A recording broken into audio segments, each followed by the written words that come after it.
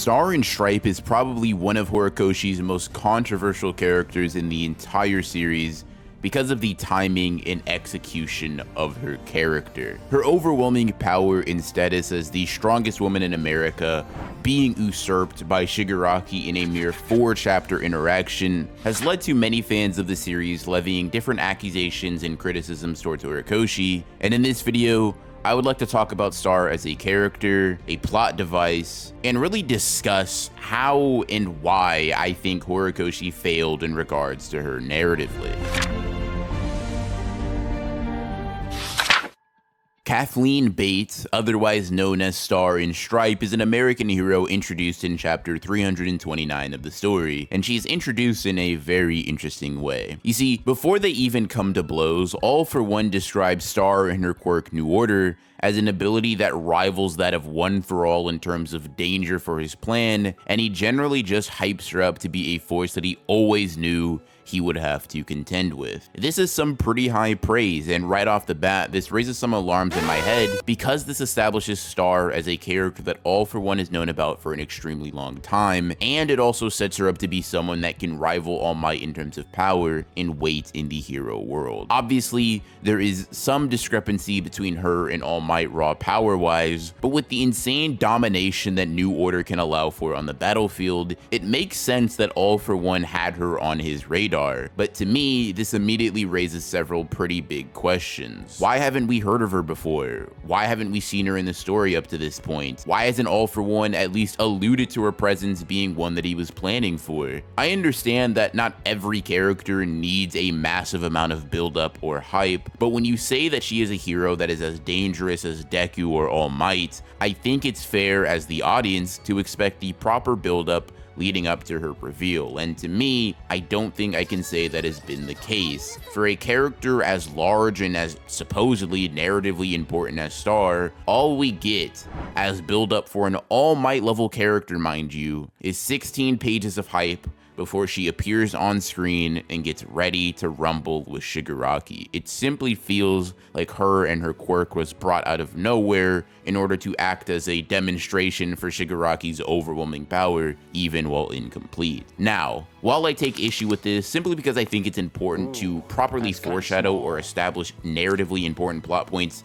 before they are used in the story, I want to clarify that this, in and of itself, isn't some world-ending flaw. It demonstrates to me that maybe Horikoshi didn't have the foresight or proper amount of time to establish her character in the way that I would want, but so long as she is properly characterized, developed, narratively handled, and generally just approached as a regular character, I think Horikoshi could have turned the boat around in regards to my perception of her. However, he didn't quite do that. In the chapters and episodes that focus on Star's fight with Shigaraki, we get a basic backstory and some decent characterization for her, but it's clear as day that she will not be the one to defeat Shigaraki in All For One in the end. I will say that based on the little time we spent with her, I did come to enjoy her character a little bit, and genuinely think she would have been an extremely cool addition to the side character cast if Horikoshi had decided to keep her in the story. Her narrative and her connection to All Might seemed extremely compelling. Obviously, he opted to have her die to Shigaraki and hype up his power instead, but in spite of her acting as an indicator of power for the series' final antagonist, I will say that I am impressed by Horikoshi's ability to make someone I wanted to see more of in such a short amount of time. Now, that writing ability on his part somewhat backfires on him though, simply because it makes the sting of her very quick exit that much worse. Once again, to Horikoshi's credit, expecting her to be the one to defeat him is somewhat absurd and unfair considering all of the connections to Shigaraki and Deku, All For One and One For All, and just the thematic relevance of Shigaraki and Deku having a final rematch. But that doesn't mean that Star can't have any long-lasting impact or even survive their fight in some way and continue to have relevance in the story. And this fact leads me to my main problem with Star and Stripe, and from what I've seen, generally the audience's problem with Star and Stripe. On top of being brought out of nowhere, she also didn't really have too much impact on the story, nor all that much going on for her character. Like I said, she did have some level of characterization to make her somewhat engaging and interesting, and I won't go so far as to say that she has no impact or no characterization in the story at all, because that simply isn't true. But I do think that the effect she has on My Hero Academia as a whole is rather weak, especially when you understand that she is the strongest hero in America, a hero compared to All Might in terms of danger to All For One's plan, and an overall badass that was hyped up to be more than she actually was. She loses to Shigaraki quite quickly, and although she uses New Order to attack all of his stored quirks, that ends up having very little overall influence on how the story of My Hero unfolds, at least up to the point where we are in the manga currently. All For One and Shigaraki lose a few inconsequential quirks here and there, and then simply discard New Order, getting rid of a huge potential impact she could have had. The final major result she gets is delaying Shigaraki's completion by about 2 weeks, which is great. In fact, in story, that's amazing. Don't get me wrong, being able to delay Shigaraki at all is good for the heroes. She doesn't have zero impact on the story, but I can't reiterate this enough. She's brought into the series hyped up to be one of All For One's biggest ops, and 40 chapters later, she still doesn't seem to have contributed much to the final outcome of the story. I want to acknowledge that it's possible Horikoshi will bring her back impact-wise in some way, shape, or form, especially considering that he's done that for a few characters of the past recently in the manga, but as of right now, it's really hard to hold Star in high regard. Narratively, she isn't much more than a glorified jobber, and maybe you would argue that it's on me for expecting too much of a character introduced this late into the story, but I expect her to be quite a bit more than that. Hell, the story portrays her to be quite a bit more than that, and while I never quite expected her, or even wanted her to bring down the final antagonist of the series herself, it would have been really cool to have her survive and later on ally herself with One For All in order to truly even the odds between the heroes and villains, even if she's handicapped in some way, shape, or form. And let's say Horikoshi was hell-bent on Star and Stripe dying at Shigaraki's hands. Why not have her destroy a more integral quirk to his fighting style? Like, just for the sake of example, imagine Star sets New Order loose inside of them and it goes on a rampage, but instead of just destroying random quirks like Reflect or something that don't get much utilization in battle, she destroys something like Shigaraki's Decay quirk.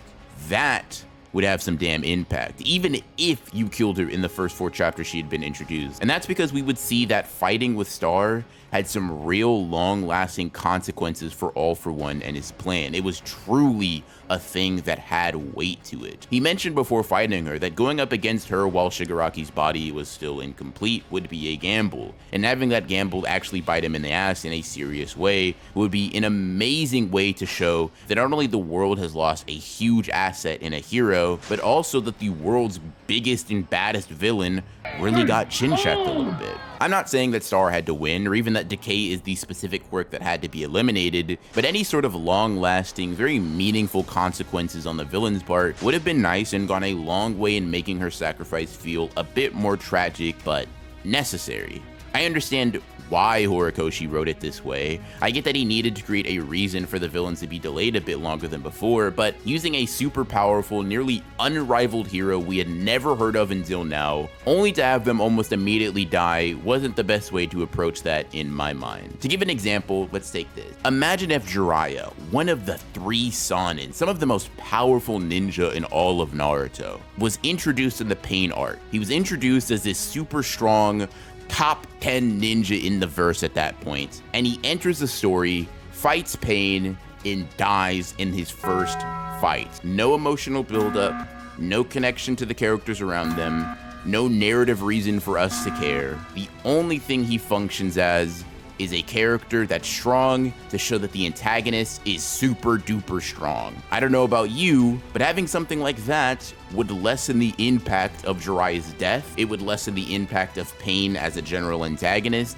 and overall, that amazing plot point that basically everybody that doesn't hate Naruto agrees is really cool and compelling would lose half of its weight because we're not connected to the character and their strength isn't something that's been built up to or hyped up in any meaningful degree. To me, Star is a very similar case to this. She's extremely strong, she's extremely powerful, extremely competent, has connections to other characters in the series, supposedly, but she's here and gone for like a maximum of 5 chapters and doesn't really do much else than that. On top of this, Horikoshi gave us a star in All Might potential dynamic that he just didn't explore at all, which doesn't really help me feel like she is a more complete character.